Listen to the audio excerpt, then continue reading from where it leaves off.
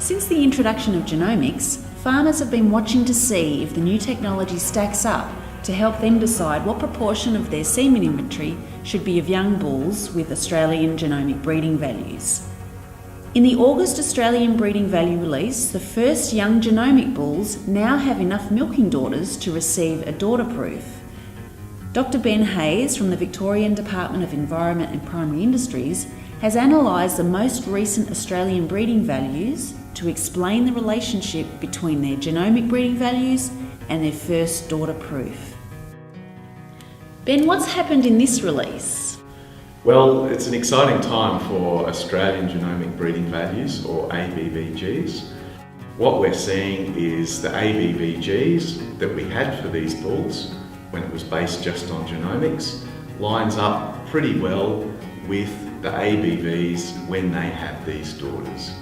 And in fact, the level of agreement is pretty much bang on what you'd expect when the reliability of the ABVG is 62 to 64%, which is what it is based on DNA information. Is there any trend on where the bulls are moving? The other pleasing result we're seeing is a lack of bias.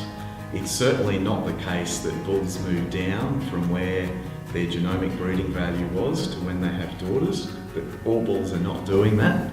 And you can see from this graph, along the bottom of the graph, what we have is their ABVG before the bulls had daughters, and on the y-axis, on the vertical, we have their breeding value when these bulls have up to 100 daughters.